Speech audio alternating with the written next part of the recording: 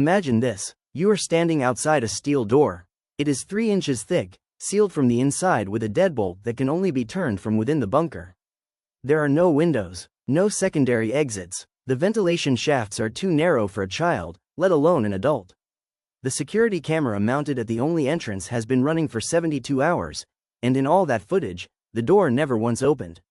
And yet, when investigators finally cut through that door, the bunker was completely empty. 5 people had gone inside. 0 came out.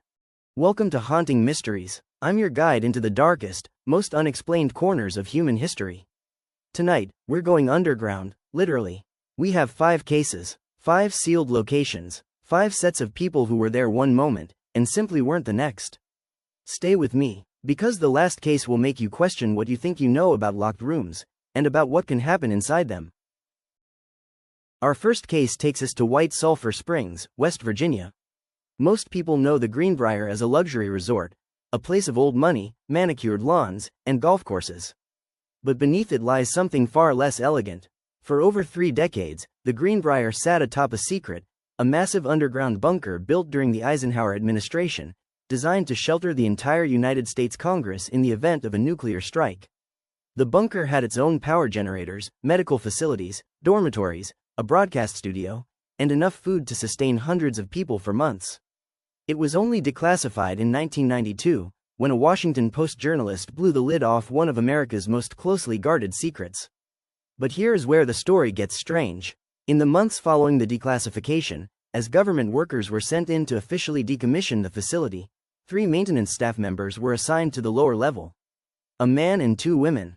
They entered the sealed sublevel on a Tuesday morning. Their access was logged, their keycards were scanned, they never came back out. The supervisor on duty initially assumed they had taken an unauthorized extended break. When their radios went silent for over 4 hours, a search team was sent in. The lower sublevel was swept completely. The 3 individuals were gone.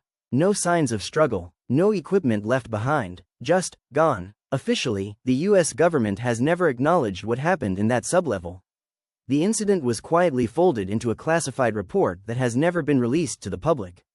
The families of all 3 workers were reportedly reached a settlement, under a non-disclosure agreement, within months.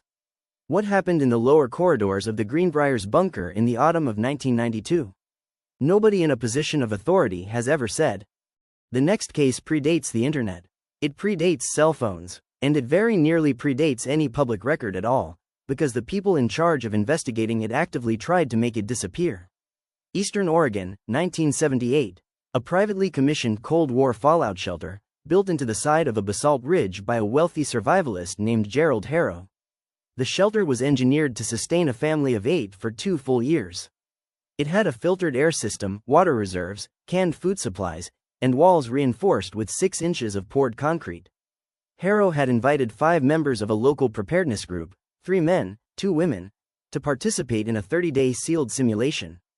A dry run for the end of the world. The group sealed themselves inside on October 3, 1978. The exterior hatch was bolted from within, and Harrow himself locked an external padlock as an added precaution, a lock to which only he held the key. On day 8, Harrow went to knock on the external hatch to deliver a pre-arranged signal. 3 knocks, wait, 3 more, to confirm the group was healthy and continuing. Silence. He knocked again. Nothing. He unlocked the external padlock, his own lock, and pulled the hatch open. The inner bolt was still thrown from the inside. He could not get the interior door open. It took 2 days, a blowtorch, and a local sheriff's deputy to finally force entry. The shelter was empty, not just of people, of any sign that 5 individuals had spent 8 days living inside. Food supplies were untouched. Sleeping areas were pristine. The air filtration log, which the group had been instructed to update every 6 hours, stopped at the day 1 entry. As if time itself had stopped the moment that bolt was thrown. Gerald Harrow was questioned extensively. He was never charged. The 5 participants were listed as missing persons. As of this recording, they have never been found. 1983. Montana, the height of the Cold War. The United States military operates hundreds of Minuteman missile silos buried beneath the Montana plains. These are among the most secure locations on Earth. Access requires dual authentication, multiple locked doors, armed personnel at every checkpoint, and a surveillance system that records everything. On November 14, 1983, a two-man maintenance crew was sent into a decommissioned silo, one that had been officially taken offline 2 years prior. Their job was routine, an inspection of the electrical systems in the sublevel before the silo was permanently welded shut. They entered at 0900 hours. Their entry was logged by the officer on duty. A third crew member, their supervisor, remained topside, monitoring communication. At 0923 hours, contact went dead. At 0945, the supervisor descended to investigate. He found the access hatch to the sublevel sealed from below. He couldn't open it. He called it in. A response team arrived within the hour. It took them another 3 hours to cut through the hatch. The sublevel was empty. The two maintenance workers were gone. Their toolkits were neatly placed near the entrance, as if they had set them down and simply walked away into a wall. What makes this case different from the others? The response team reported something that was quietly removed from the official incident log, but not before one officer had already written it into his personal field notes, which surfaced during a FOIA request in 2009.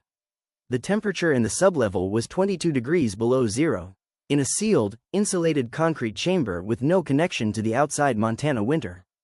The official explanation? Instrument malfunction. The two workers? Administratively listed as AWOL. Their families told they had deserted their posts. Neither man was ever seen again.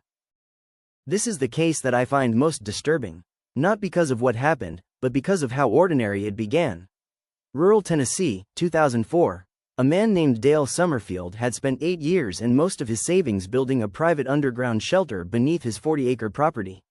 Motivated by Y2K anxieties, which had passed 4 years earlier without incident, Dale was a true believer. The end was coming, he said. Maybe not today, but coming. In the summer of 2004, Dale invited 4 members of his extended family to spend a weekend in the shelter as a kind of family bonding experience. His brother Raymond, Raymond's wife Carol, and their 2 adult children, Marcus and Jess. They entered on a Friday evening. Dale waved goodbye from above ground. He planned to join them the following morning. When Dale descended Saturday morning, the interior hatch, which locked from inside, was sealed. He knocked. He called out. Nothing. Dale waited. He told himself they were asleep, that the shelter's thick walls muffled sound. He went back to his house. He came back at noon. Still sealed. Still silent. By Saturday evening, Dale called the sheriff. The door was eventually breached on Sunday morning. The shelter was spotless. 4 sleeping bags were laid out, unslept in. 4 plates were arranged on the table, with food, still relatively fresh, sitting on them. As if 4 people had sat down to dinner and simply ceased to exist mid-meal. Investigators noted something else. The interior lock, the one only operable from inside, was still in its locked position when they breached the door. 4 people were inside. The door was locked from within. And yet the shelter was empty. Raymond, Carol, Marcus, and Jess Summerfield have never been found. Dale died in 2019, still insisting he had nothing to do with their disappearance. He spent the last 15 years of his life trying, and failing, to get answers. The case is the most recent, and in some ways, the most baffling. Because unlike the previous cases, this one has witnesses.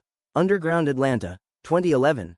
For those unfamiliar, Underground Atlanta is a network of subterranean streets, storefronts, and passages built beneath the city's modern street level. The remains of the city's original ground floor, buried when Atlanta raised its streets after the Civil War. It is a tourist attraction, a piece of history, and it is, in places, genuinely labyrinthine.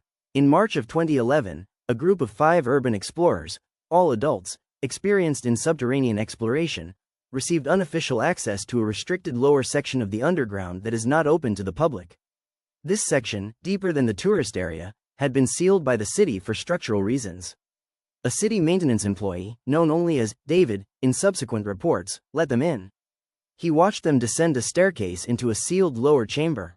He locked the gate above them. He planned to return in 2 hours. He returned. The gate was locked, from his side, exactly as he had left it. He unlocked it. He called down. No response. He descended. The lower chamber was empty. 5 experienced adults, in a sealed room with 1 entrance. The gate that David himself had locked from the outside, were simply gone. David called police. A full search of the accessible underground was conducted. The 5 individuals were not found. 3 of the 5 eventually resurfaced, separately, over the following weeks, with no memory of what had happened or how much time had passed. They were disoriented, their phones showed no activity. 2 of them required psychiatric evaluation. The remaining 2 have never been found. The 3 who returned have, in public statements, consistently said the same thing. They remember going down the stairs. They remember the gate locking above them. And then, nothing, just light, and then waking up, alone, in different parts of the city. The pattern, and the question: 5 cases. 5 sealed locations. 5 groups of people who entered and didn't come out, not through any door that was recorded, not through any exit that was monitored.